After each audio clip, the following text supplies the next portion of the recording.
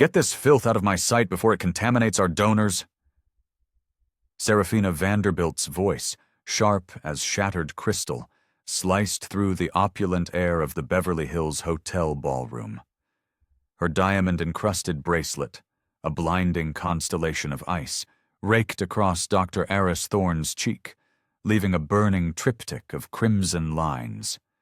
The slap didn't just echo, it detonated, a sonic boom of privilege and contempt. A cascade of vintage Dom Perignon followed, drenching Heiress's chest in a cold, sticky torrent. The flute, a delicate baccarat creation, met the travertine floor and exploded into 1,000 glittering daggers. Heiress crumpled to her knees, the fabric of her custom-made St. John gown tearing against the polished Italian stone. A warm pool of her own blood began to form beneath her trembling palms. Serafina's Christian Louboutin heel, a 5-inch spike of blood-red lacquer, deliberately ground a shard of the broken glass deeper into the back of Heiress's hand. "Stay on the floor where you belong, stray," Serafina hissed, a fine mist of spittle landing on Heiress's forehead. The 400 assembled guests of Los Angeles's high society were frozen in a tableau of shock and morbid curiosity.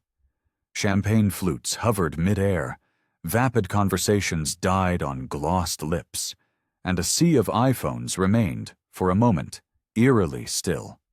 The annual Starlight Foundation Charity Gala, a night where plates cost more than a teacher's monthly salary, had just devolved into a spectacle of public degradation. Slowly, deliberately, Heiress lifted her head. A single drop of blood fell from her split lip, landing with a soft, almost imperceptible tick on the golden seal of her Stanford Medical School ring. This ring, a simple band of gold, had been a silent witness to miracles, a partner in the delicate dance between life and death that had saved over 2,000 lives. Have you ever seen an act of such pure, unadulterated cruelty that it could bring a billion-dollar empire to its knees in a matter of minutes? Serafina Vanderbilt, heiress to a pharmaceutical fortune, stepped back, a smug, satisfied smirk playing on her lips as she admired her handiwork. Heiress's blood on the pristine floor was like a Rorschach test of her own ugliness, a splash of violent crimson against the pale, indifferent stone. Did everyone see that? Serafina's voice, dripping with theatrical indignation, boomed across the now silent ballroom. "I was just defending this event from a gatecrasher. She was clearly here to steal from our generous donors." The lie was audacious, a masterclass in deflection. "Security should have handled this at the door, but it seems I'm forced to do their job for them." Heiress remained on her knees, her mind a whirlwind of clinical assessment and burning humiliation. She pressed a linen napkin to her cheek, the fabric quickly turning a sickening shade of red. The cuts were deep, she knew. They would require sutures. Her training kicked in, a detached internal monologue cataloging the damage, facial lacerations, a deep puncture wound on her hand, a likely concussion from the impact of the fall. Across the room, near a ridiculously oversized floral arrangement, a young influencer named Chloe Chong had her phone up. She wasn't just recording, she was live streaming to her 1.2 million followers. "Oh my God, you guys," Chloe whispered, her voice a mixture of horror and glee. "I am live at the Starlight Gala, and I think I just witnessed a hate crime. Serafina Vanderbilt just brutally assaulted a black woman." The viewer count on her screen began to climb with dizzying speed. 5,000. 12,000. 25,000. Serafina, oblivious to the digital storm she had just unleashed, addressed the captivated audience. Her diamond tiara, a relic from some forgotten European monarchy, glittered under the chandeliers, a crown of pure, unadulterated entitlement. "This is precisely the issue we face," she declared, her tone that of a martyr. "These people, they think they can just waltz into our world, into our sacred spaces, and take what isn't theirs. She nudged a piece of the broken baccarat flute with the toe of her Louboutin, sending it skittering closer to Heiress's kneeling form. Look at her, dressed in those rags, probably casing the room for unlocked purses or stray diamonds. I saved all of you from being her next victim. Heiress's phone, which had been knocked from her hand, lay on the floor a few feet away. The screen was a spider web of cracks, but it was still alive. It displayed the time, 9:48 p.m. She had 12 minutes until she was scheduled to deliver the keynote address. The irony was a bitter pill, a cruel cosmic joke. The very woman who was currently trying to erase her was supposed to be the one to introduce her as the evening's guest of honor. Marcus Vance, a veteran photographer for Vanity Fair, lowered his camera. His journalistic instincts were screaming at him to keep shooting, to document every second of this horrifying spectacle. But his sense of self-preservation was screaming louder. The Vanderbilt family didn't just have money. They had reach. They could end careers with a single phone call. Yet the images he had already captured, the flash of the diamonds against skin, the sneer on Serafina's face, the quiet dignity in Heiress's eyes, were explosive. They could be the key to exposing the rot that festered beneath the gilded surface of this world. Eleanor Lancaster, the grand dame of Los Angeles society, a woman whose opinion could make or break a debutante, clutched the pearls at her throat. She had known the Vanderbilts for decades. She had watched Serafina grow from a petulant child into this monster. But to speak out now would be to commit social seppuku. Still, she had to try. Serafina, darling, perhaps we should just— Should what, Eleanor? Serafina snapped, her voice turning venomous. Allow criminals to run amok in our midst? This thing is probably riddled with diseases. Look at that dress. It's a cheap knockoff. And the jewelry? Please, she's contaminating the very air we breathe.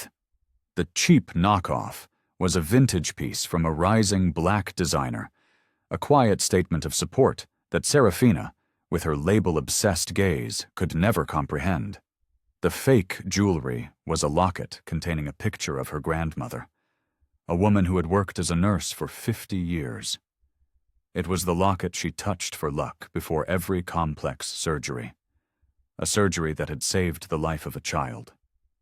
Serafina's phone began to buzz incessantly in her clutch, a frantic vibration of notifications she was too engrossed in her performance to notice. "Jonathan," she barked at her father's head of security, a hulking man with a pained expression. "Call the LAPD. I want this woman arrested. Trespassing, attempted theft, and assault." Assault? Marcus Vance couldn't help himself. He had found his voice, and his camera was still recording. "She bumped into me," Serafina spat, her logic a pretzel of lies. "That's assault. And then she reached for my champagne. Attempted robbery. I was simply defending myself. And all of you."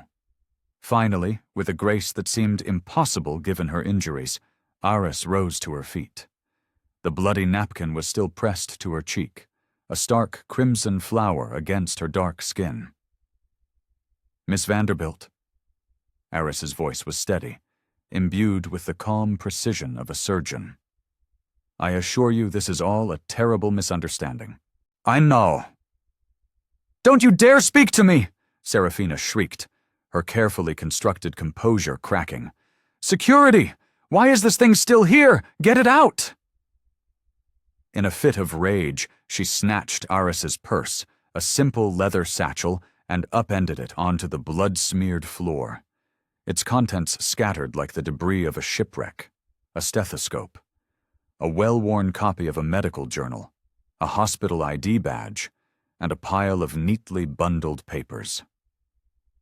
"Fake credentials," Serafina crowed, holding up a laminated card. "Look at this garbage. She's impersonating a doctor." She snatched a document from the floor, waving it like a captured flag. It was Heiress's diploma from Stanford University School of Medicine, where she had graduated summa cum laude. "Probably printed this off the internet this morning." Chloe Chang's live stream went supernova. 50,000, 75,000, 100,000 viewers. The comments were a raging river of outrage. "That's a hate crime. Someone call the real police. Help her, for God's sake." Heiress knelt once more, her movements slow and deliberate, as she began to gather her scattered life. Each document was a testament to a life of relentless dedication.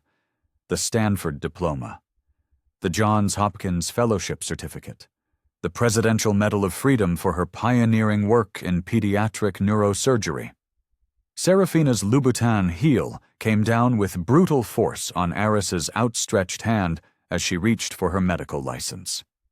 The sickening crack of bone was audible in the stunned silence of the ballroom. "Oops," Serafina giggled, a chilling, girlish sound. "So clumsy of me." A wave of nausea washed over Heiress. She bit back a scream, her medical mind instantly identifying the fractures in her 4th and 5th metacarpals. Her right hand, her dominant hand, the hand that had performed over 2,000 life-saving surgeries. "You broke her hand?" Eleanor Lancaster gasped, her voice trembling. "I stepped on a fraudulent document belonging to a fake doctor," Serafina corrected her, her voice dripping with venom. "No harm was done to anyone of consequence." Jonathan Murphy, the head of security, approached, his face a mask of grim resignation. He had been in this business for 20 years, and he had seen the entitled behavior of the rich and powerful up close. But this was different. This was calculated, sadistic cruelty, and it was being broadcast to the world. "Miss Vanderbilt," he began, his voice low and cautious. "Remove this trash from my sight," Serafina interrupted, her voice a low growl. "Take her out through the service entrance. I don't want her filth contaminating the main lobby where our real guests might see her." Heiress's shattered phone buzzed again. It was a detail that Serafina, in her blind rage, had overlooked. The screen displayed an incoming call. "Charles Vanderbilt. Private." Her father. He had been trying to reach her for the last 10 minutes.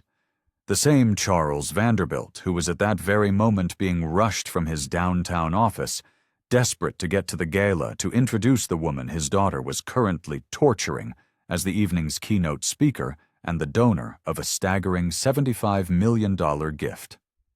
On Chloe Chang's phone, the digital world was on fire. The hashtag Your Vanderbilt Assault was trending not just in Los Angeles, but nationwide. The video had been shared over 50,000 times in the last 8 minutes.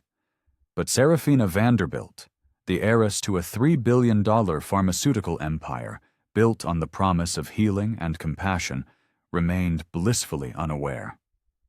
She stood, triumphant, over Heiress's broken and bleeding form, her diamond tiara glittering, her couture gown immaculate save for a few tiny, almost decorative, specks of blood.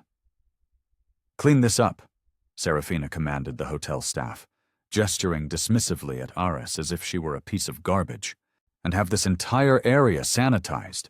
God only knows what kind of diseases she's carrying." Heiress clutched her broken hand to her chest, the cool metal of her Stanford ring a familiar comfort. It was the same ring that had guided her hand through countless delicate procedures, including one terrifying stormy night 17 years ago, when she had spent 9 hours in an operating room, refusing to give up on a scared, critically ill 8-year-old girl named Serafina Vanderbilt. The same little girl who had whispered "thank you" through a haze of anesthesia had grown into the woman who now called her filth as her blood stained the Italian travertine. But Heiress Thorne had learned many things in her life. She had learned patience from long hours in the lab. She had learned precision in the operating theater.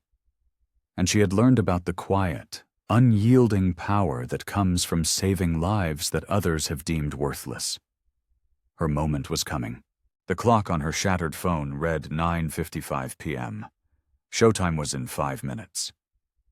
Serafina Vanderbilt savored the horrified silence, basking in it as if it were a standing ovation. Heiress's blood was already beginning to dry on the floor, a dark, ugly stain on the polished perfection of the Gala, a crime scene masquerading as a charity event. "Someone get me some more champagne," Serafina announced, stepping disdainfully over Heiress's scattered medical credentials. "All of this drama has made me terribly thirsty." Chloe Chang's live stream had transcended the bubble of Los Angeles society and was now a national spectacle. The viewer count ticked relentlessly upward: 150,000, 175,000, 200,000. The comment section was a torrent of fury.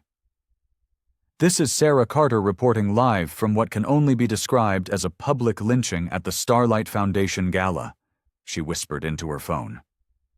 "The heiress, Serafina Vanderbilt, just broke this woman's fingers with her heel after calling her filth and an animal." The hashtag, #Serafina. The monster was now trending worldwide.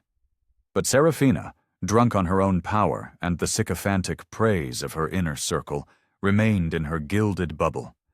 A trio of socialites had flocked to her side, their couture gowns forming a protective barrier between Heiress and any potential aid. "Serafina, you were magnificent," gushed one, a woman whose face was a testament to the art of plastic surgery. Someone needed to put that creature in her place. "So brave," cooed another. "Daddy always says these people are getting far too bold, trying to invade our spaces." Heiress struggled to her feet, the simple act of standing an agony. Her broken fingers sent waves of fire up her arm. She had performed surgery with a sprained wrist, delivered a baby during a power outage, but the calculated cruelty of Serafina's attack had broken more than just her bones. It had chipped away at her faith in humanity. Hotel staff were now approaching with mops and buckets, their movements brisk and efficient, treating her blood like a spilled drink that needed to be cleaned up before it stained the floor. They avoided her gaze, their eyes downcast, their loyalty bought and paid for by the Vanderbilt fortune. Security Chief Jonathan Murphy's earpiece crackled to life. "Code Black in the ballroom. Initiate media containment protocol. No one leaves without hotel authorization." It was too late. The story was already a raging wildfire, and it was far beyond their control. David Chen, a prominent financial analyst and blogger, had just arrived. He was here for the end-of-evening auction, but he had walked into a war zone. His connections to Wall Street and the international investment community made him a sought-after guest at these events. But tonight, as he watched Serafina's performance, he saw a different kind of opportunity. "Ladies and gentlemen," David announced, his voice cutting through the tense silence, "you are all witnesses to a federal hate crime, which is currently being broadcast live to over 250,000 people." He held up his phone, displaying the exploding viewer numbers. "I sincerely hope your attorneys are as expensive as your gowns, because this footage is already in the hands of the ACLU and every major news network." Serafina's champagne flute paused halfway to her lips. "A federal hate crime? Don't be absurd. I was protecting our guests from a dangerous trespasser." "You called her filth and an animal. You claimed she was carrying diseases, and you spat on her, all before breaking her hand with your shoe," David replied, his voice cold and precise. "That is the textbook definition of assault with racial motivation. Those are federal charges, Ms. Vanderbilt." The atmosphere in the ballroom shifted. The air grew thick and heavy, charged with the palpable sense of impending doom. Guests began surreptitiously checking their phones, their faces paling as they saw their own names being tagged in the viral posts. Several couples began to drift towards the exits, only to be politely but firmly stopped by hotel security. But Serafina Vanderbilt had spent her entire life insulated from consequences. Her wealth was a fortress, her privilege an impenetrable shield. She doubled down. "Look at her," she shrieked, pointing a trembling, diamond-clad finger at Heiress. "She's probably infected with something. Hepatitis, AIDS, God knows what other filth she's carrying. I was protecting all of you." The accusation of being diseased, of being a carrier of filth, was a blow more painful than the slap or the broken bones. Heiress had dedicated her entire life to healing, to fighting disease, only to be branded as a plague by the very woman whose life she had saved. Chloe Chang's live stream captured every vicious word. The comments section erupted with a new level of fury. Doctors, nurses, and other healthcare professionals who were watching the stream began to comment, their words a mixture of outrage and solidarity. "This is why we face violence in the workplace. Sue her for everything she's worth." "Where are the damn police?" Marcus Vance, the Vanity Fair photographer, made a decision that would change the course of his career. He had spent years playing the game, protecting the wealthy and powerful with his camera, his silence bought with access and invitations. But this was a bridge too far. He uploaded his high-resolution photos to his Instagram account, his captions simple and factual. "Serafina Vanderbilt assaulting Dr. Heiress Thorne at the Starlight Gala." The images were devastating. The diamonds tearing at Heiress's skin, the heel grinding into her hand, the spittle on her forehead as 400 of the city's elite stood by and did nothing. The post went viral in seconds. Serafina's phone was now buzzing so violently it was almost vibrating off the table. She finally looked at it, her eyes widening in disbelief as she scrolled through a sea of messages calling her a racist, a monster, a criminal. "What is happening?" she demanded, her voice a mixture of confusion and fury. "You're trending, darling," David Chen said with a grim smile. "For all the wrong reasons." Heiress's medical training had conditioned her to compartmentalize, to focus in the midst of chaos, to maintain her composure under unimaginable pressure. With her unbroken left hand, she methodically gathered her credentials from the floor, ignoring the searing pain in her right. Each document was a milestone in a life dedicated to excellence. Stanford valedictorian. Johns Hopkins Fellowship. 2,147 successful pediatric surgeries. The Presidential Medal of Freedom for her groundbreaking work in neuroregenerative medicine. The same medicine that had saved Serafina Vanderbilt's life after a catastrophic equestrian accident on September 12, 2008. But Serafina, high on a cocktail of champagne and cruelty, remained blissfully unaware of the identity of the woman she was trying to destroy. "Security!" she shrieked, her voice now shrill with panic. "Why is this creature still in my sight? I want her arrested, now!" Jonathan Murphy approached, his radio crackling with frantic updates from hotel management. The Vanderbilt family was the hotel's biggest client, but a federal hate crime investigation could ruin their reputation. A reputation that was currently being torched online. "Ms. Vanderbilt," he said, his voice firm but respectful. "Perhaps we should wait for—" "Wait for what?" Serafina shrieked. "For her to infect more of our guests? For her to steal the silverware?" Her voice was reaching a hysterical pitch. "I'm calling my father. He'll handle this." She speed-dialed her father's number, oblivious to the fact that Charles Vanderbilt was stuck in the snarled traffic of the 405 freeway, racing to the hotel to introduce Dr. Heiress Thorne as the evening's guest of honor and the donor of a $75 million gift. The call went to voicemail. "Daddy, there's been a security breach at the gala. Some woman, some piece of trash, tried to rob our guests. I took care of it, but she's still here, bleeding all over the floor. Call me back." The time on Heiress's phone read 9:57 p.m., 3 minutes until her keynote address. The same speech in which she had planned to announce her $75 million donation to fund a new pediatric neurosurgery wing at a hospital in an underserved community. A program that would save children who looked like her, children whose parents were dismissed as trash and filth by people like Serafina Vanderbilt. The crystal chandeliers of the ballroom seemed to catch the light from 100 camera phones, creating a constellation of evidence.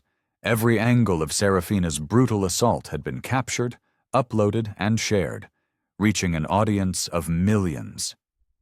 But the cruelest, most damning irony was still a secret. Dr. Heiress Thorne had spent her entire career saving lives that society had written off as worthless, while Serafina Vanderbilt, the woman who had just branded her as diseased filth, owed her own life to Heiress's brilliant, life-saving hands. Serafina glanced at her diamond-encrusted Patek Philippe watch, a bauble that cost more than the average American's annual salary. "It's almost 10 o'clock, she announced to the room. "Time for my father's speech and the introduction of our real keynote speaker."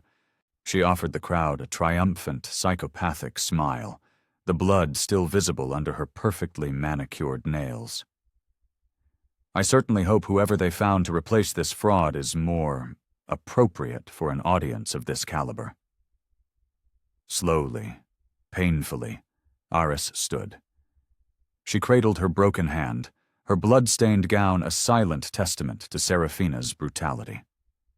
Inside her satchel lay the notes for her speech, data on pediatric mortality rates, and photographs of the 2,147 children whose lives she had saved.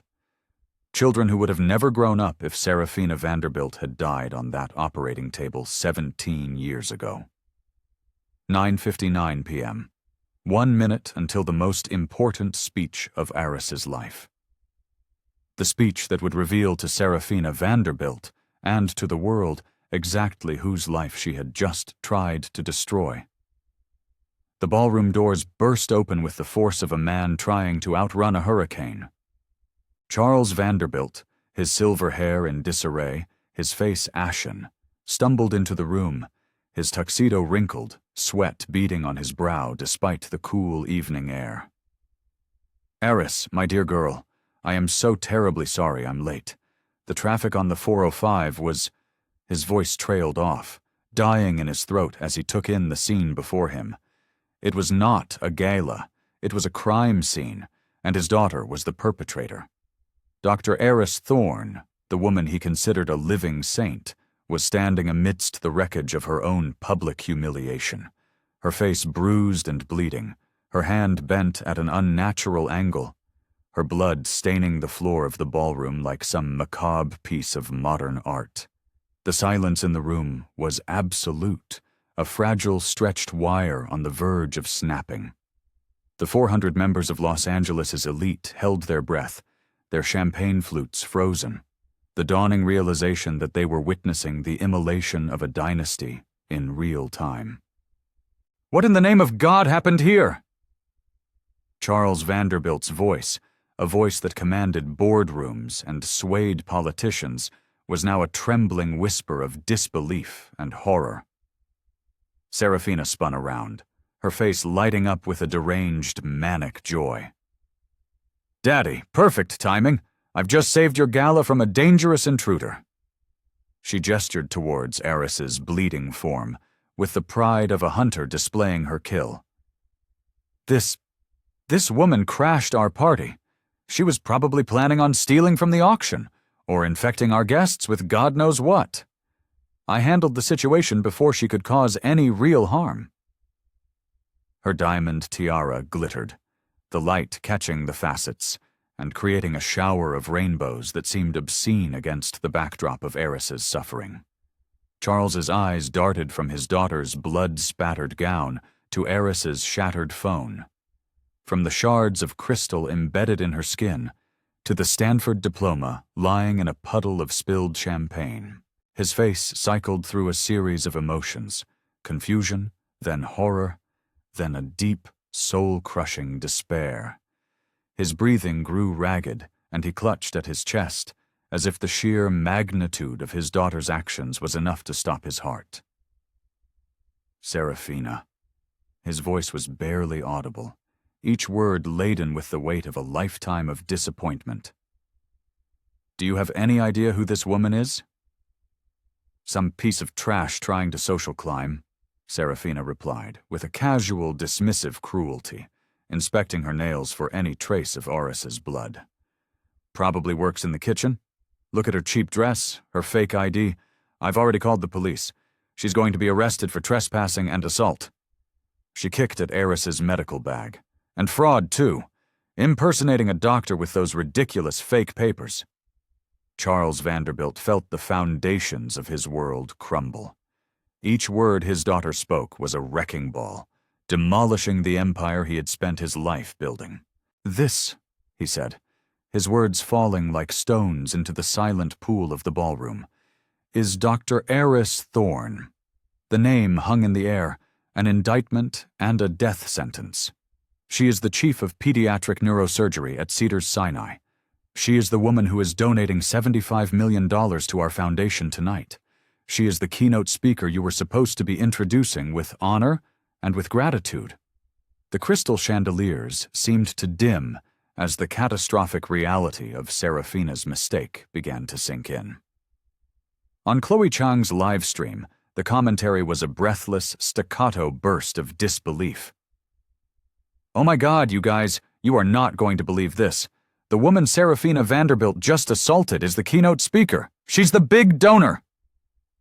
The viewer count exploded past 500,000. Serafina's champagne flute slipped from her numb fingers, shattering on the travertine floor in a perfect, chilling echo of her assault on Heiress. The sound was a death knell for the Vanderbilt name. That's impossible," she stammered, her voice cracking, her carefully constructed world fracturing like the glass at her feet. "Look at her. She's nothing." "She is the most celebrated pediatric surgeon in the world," Charles interrupted, his voice breaking with a shame so profound it was almost a physical force. "She has saved over 2,000 children's lives. She has been awarded the Presidential Medal of Freedom. Twice. She has pioneered surgical techniques that are now taught in every major medical school on the planet. She is the guest of honor at this gala." He rushed to Heiress's side, kneeling in his Tom Ford tuxedo, oblivious to the blood and champagne staining the knees of his $1,000 trousers. The broken glass dug into his knees, but the physical pain was nothing compared to the agony of watching his legacy being incinerated by his own daughter. "Heiress, my dear God, what has she done to you?" His voice was a raw cry of anguish, the sound of a father witnessing his child become a monster. Heiress looked up at him, her eyes swollen, her split lip making it difficult to speak, but her dignity, her grace, remained unbroken. "Hello, Charles," she said, her voice quiet but clear. "I'm afraid your daughter and I had a misunderstanding." Serafina stumbled backwards, her Louboutin heels slipping on the treacherous mix of blood and champagne. Her world was tilting, reality reconfiguring itself into a nightmare. "No," she whispered, her voice a ghost of its former arrogance. "No, that's impossible. She's black. She doesn't look like... She can't be."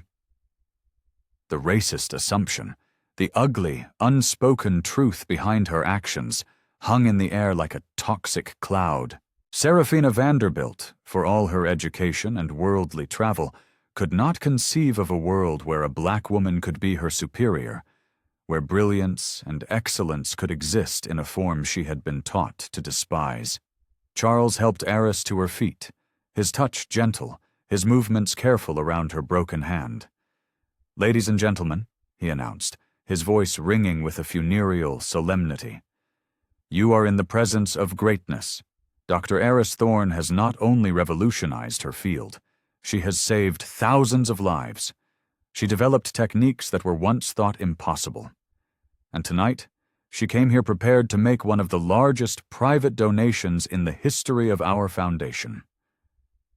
He turned to face his daughter, his expression that of a man watching his life's work go up in flames.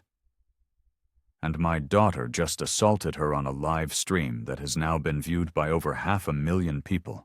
Marcus Vance's photographs were now everywhere, a viral firestorm on Instagram, Twitter, and Facebook. The hashtag #JobTuFarschacher Vanderbilt assault was trending in over a dozen countries. News networks were breaking into their regular programming. The stock price of Vanderbilt Pharmaceuticals was plummeting in after-hours trading, but Charles Vanderbilt was not finished. He was going to burn his daughter's world to the ground, just as she had burned his. "Serafina," he said, his voice laced with 30 years of accumulated shame. "Dr. Thorne didn't just save 2,000 children's lives. She saved one life that should matter to you more than any other." The color drained from Serafina's face.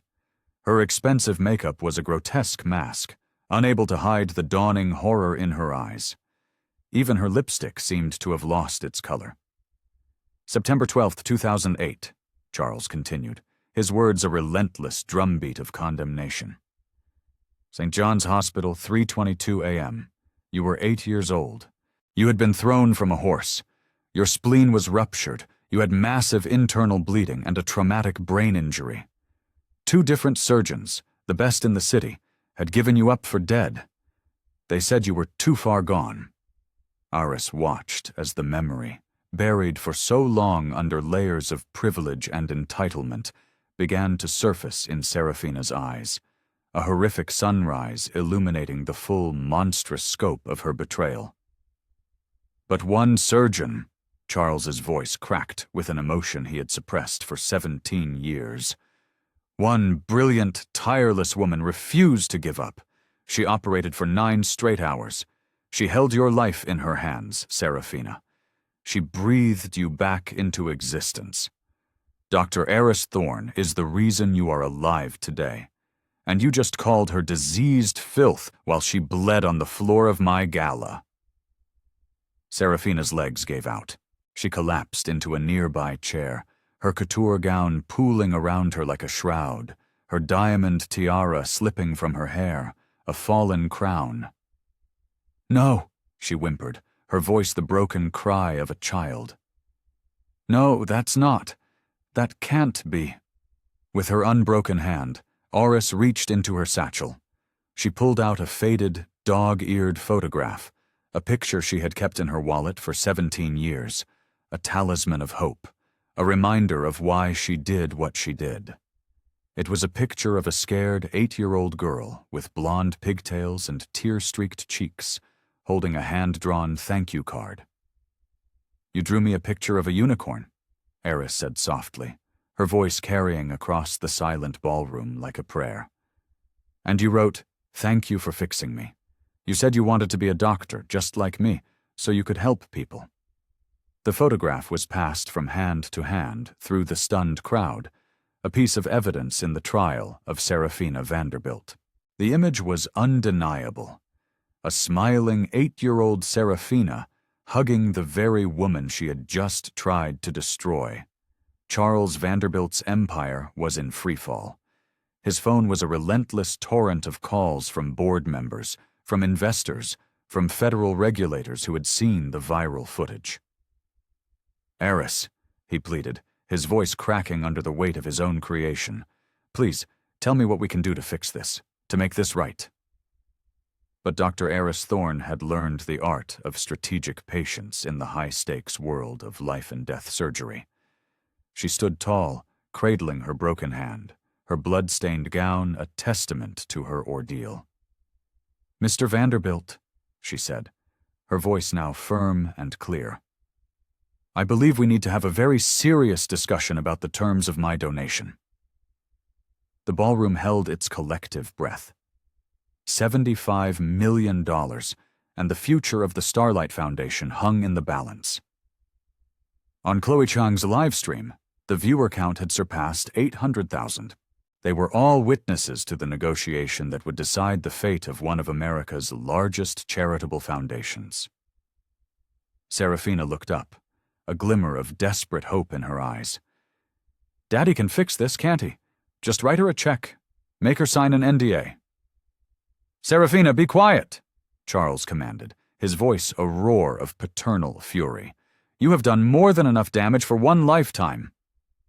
Heiress pulled out a tablet, its screen cracked but still functional. "Let me show you the precise financial and legal ramifications of your daughter's actions." The numbers and legal statutes appeared on the screen with the cold, hard precision of a medical diagnosis. Starlight Foundation current assets, $3.2 billion. Your daughter's assault has been viewed by nearly 1 million people in the last hour. The hashtag Honor of Vanderbilt Assault is trending in 42 countries. The footage shows clear, irrefutable evidence of a racially motivated hate crime, assault with a deadly weapon, your daughter's diamond bracelet and her shoe, and witness intimidation. She scrolled to another page, a list of federal statutes that made Charles's face turn white. Under the Matthew Shepard and James Byrd Jr. Hate Crimes Prevention Act, your daughter is facing a mandatory minimum sentence of 10 years in a federal prison. The racial motivation triggers enhanced sentencing guidelines. The legal exposure was catastrophic, but Heiress wasn't finished. The institutional damage is even worse. Major donors are already pulling their funding. The Gates Foundation just withdrew a $50 million pledge. Warren Buffett has canceled his $30 million annual contribution. The Ford Foundation is demanding an emergency board meeting. Charles watched as 40 years of his life's work dissolved in a matter of minutes. His phone showed missed calls from the Attorney General's office and the White House. "Heiress, please," he begged. "What do you want? What will it take to save the foundation, to save my daughter?" Heiress had made life-or-death decisions every day of her professional life. Tonight, she held the life of an institution and the future of a family in her wounded hands. "I have 3 options for you, Charles. Your choice will determine whether the Starlight Foundation and your daughter have a future." She opened a document that made Serafina let out a choked sob. "Option 1. Full criminal prosecution. I press federal hate crime charges. Your daughter faces a minimum of 10 years in prison. Your foundation will be subject to a federal investigation that will likely lead to its dissolution." Charles's breathing grew shallow. This was not just the end of his empire. It was the end of his daughter's life. Option 2. Institutional reform under federal oversight. Your daughter pleads guilty, accepts her sentence, and your foundation undergoes a complete and total restructuring, supervised by the Department of Justice. She scrolled to a list of requirements that made Charles grab the back of a chair for support. A newly created Chief Diversity and Inclusion Officer position with a salary of $500,000 and direct reporting to the DOJ. Mandatory, federally supervised anti-bias training for all board members and employees. A $25 million victim compensation fund. Option 3, Heiress said, her voice dropping to a near whisper, is complete and total transformation. Your daughter is permanently removed from any and all foundation activities. The board is dissolved and reconstituted with a 60% minority representation. An independent, federally appointed firm will oversee all operations for the next decade.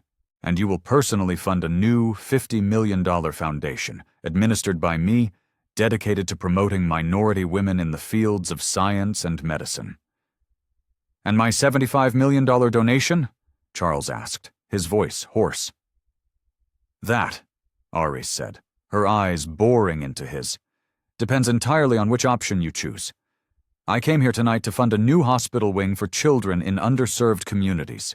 Children who look like me, from families your daughter would dismiss as filth. I will not, under any circumstances, allow my money to support an institution that breeds the kind of hatred your daughter has displayed." Charles's phone rang. It was the Attorney General of the United States. He was no longer just dealing with a PR nightmare. This was a federal crisis. "Heiress," Charles pleaded.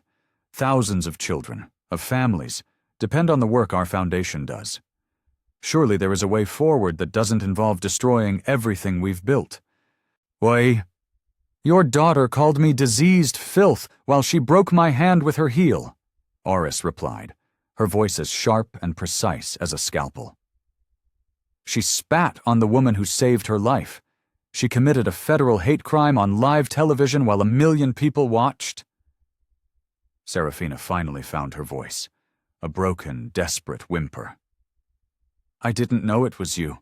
I didn't recognize you. If I had known you were the doctor, Who what, Serafina? Heiress's voice cut through the ballroom like a surgeon's blade. Who saved your life? Who spent 9 hours fighting to keep you alive when everyone else had given up on you? Who held your heart in her hands? The image of young Serafina hugging Heiress had now gone viral, displayed side by side with the images of the assault. The contrast was a devastating indictment of a life of unearned privilege and learned hatred. You didn't recognize me, Heiress continued, her voice relentless, because you never saw me as a person. I was just another black woman to you, invisible until I became an inconvenience, and then I became filth, an animal that needed to be removed. Charles understood.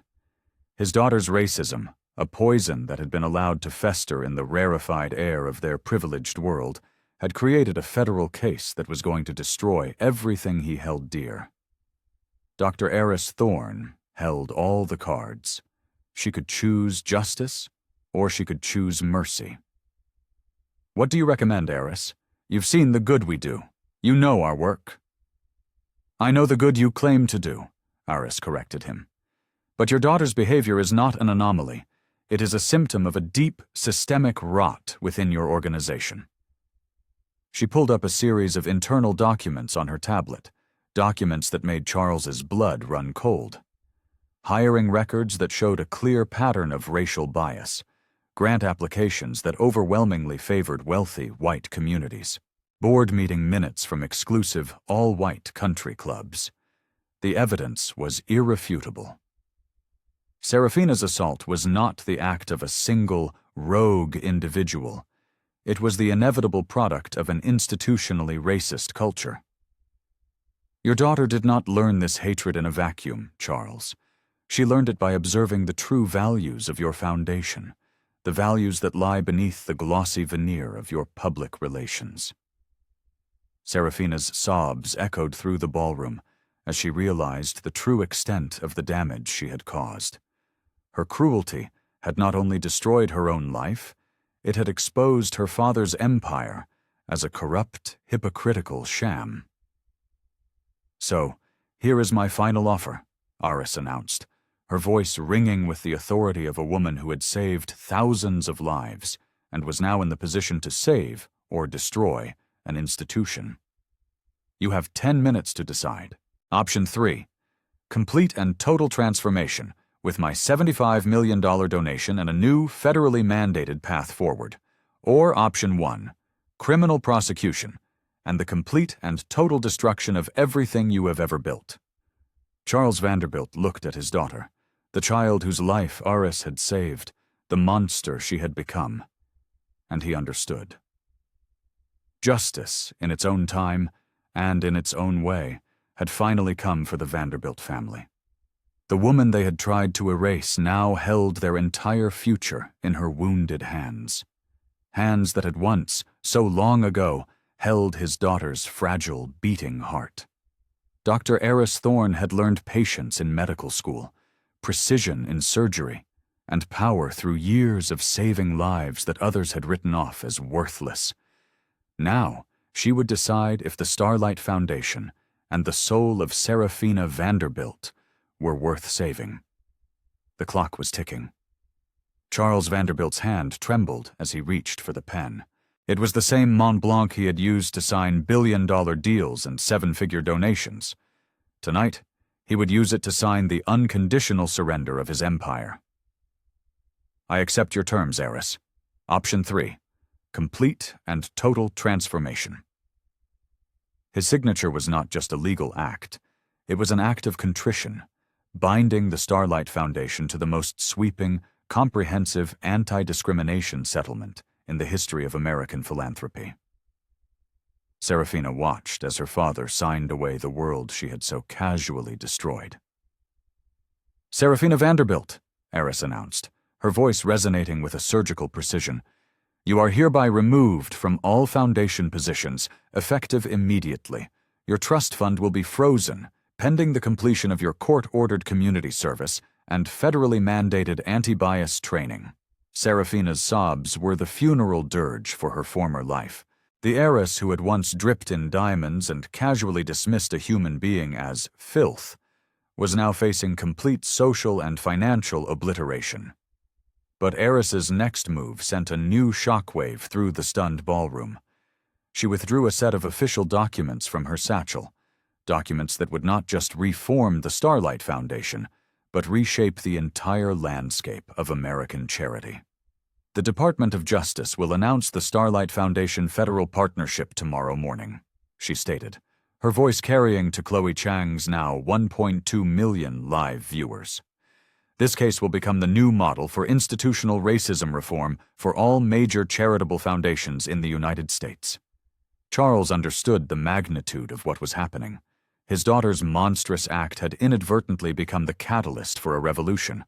Heiress hadn't just saved his foundation, she was using it to change the world.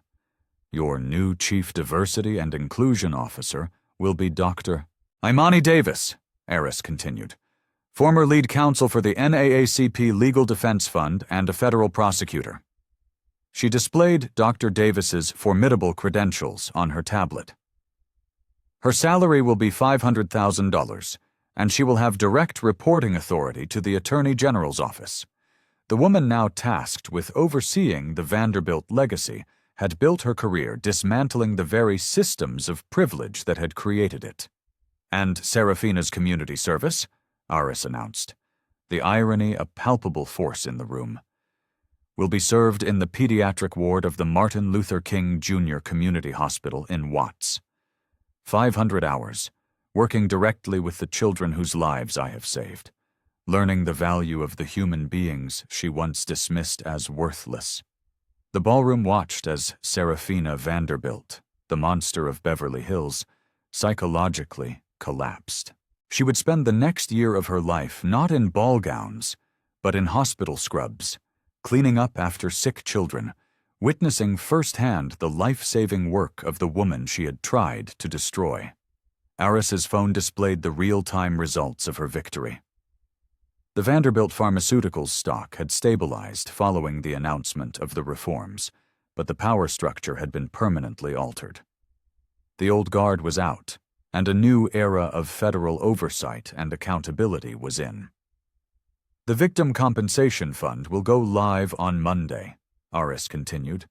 $25 million, administered by a panel of federal judges, available to any individual who has experienced discrimination at the hands of the Starlight Foundation.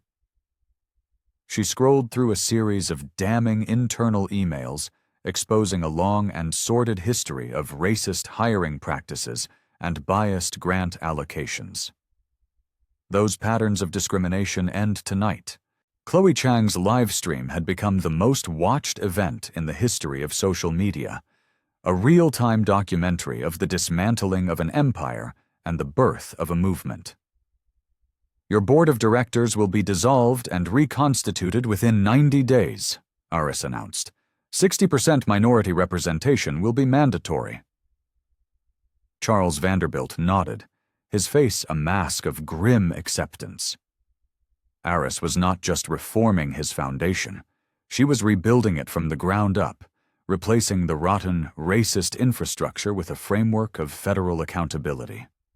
And most importantly, Heiress said, her voice softening for the first time, my $75 million donation will proceed as planned, but the funds will be used to establish the Serafina Vanderbilt Center for Redemption and Pediatric Care. Serafina looked up, her tear-streaked face a mixture of confusion and shock. Every child who is treated at this center, Heiress explained, will know that their care was funded by a woman who learned, the hard way, that hatred can be transformed into healing.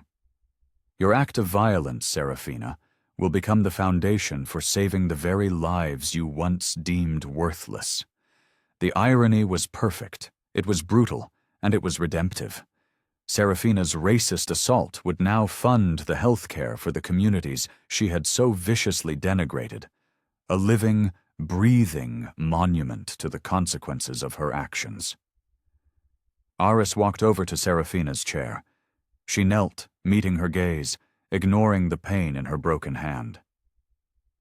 17 years ago, you drew me a picture of a unicorn, and you told me you wanted to be a doctor. That little girl is still in you, Serafina. Your work at the hospital will help you find her again. Serafina's response was a choked, almost inaudible whisper. I'm sorry. I'm so sorry. You saved my life. And I don't know who I became. For the first time, her words held the ring of genuine remorse, not the desperate, self-serving panic of a cornered animal. Heiress stood, her dignity a shining, unbreakable shield. An apology is a starting point, not a destination. Your actions in the coming months will determine if your remorse is real. Charles Vanderbilt looked at the woman his daughter had assaulted, and he understood that Dr. Heiress Thorne had just performed another miracle. This time, the surgery had been on the soul of his family. The Starlight Foundation Federal Partnership will be announced at a press conference tomorrow morning, Heiress said, checking her watch.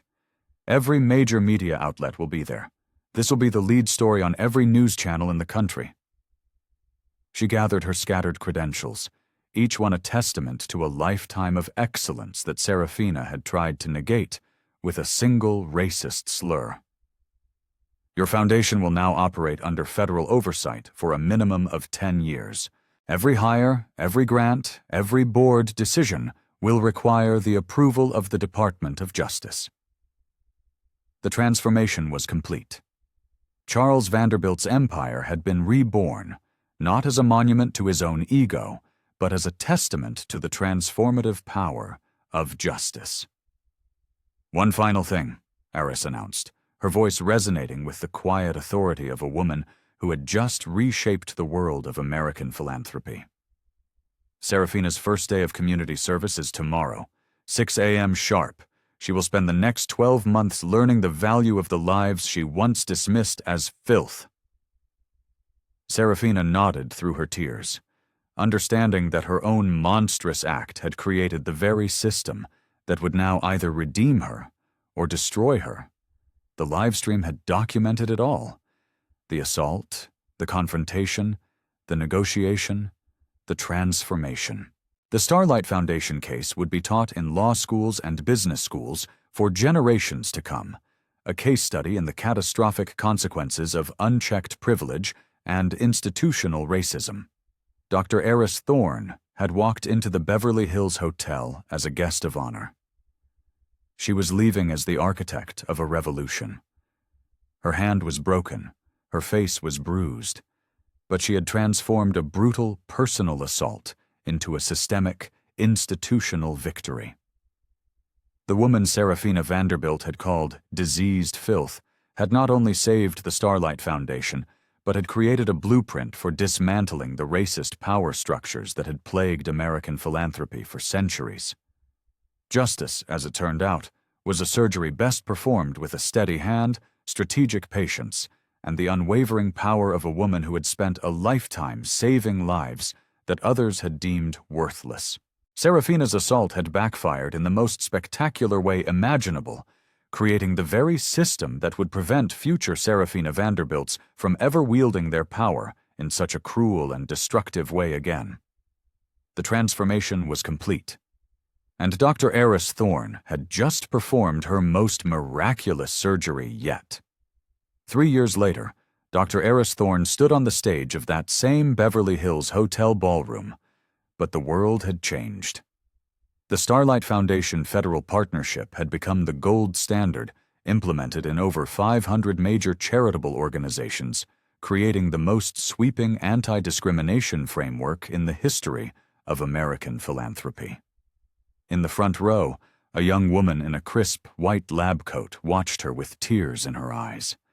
Serafina Vanderbilt, now in her third year at Johns Hopkins Medical School, had just been awarded a prestigious fellowship in pediatric neurosurgery.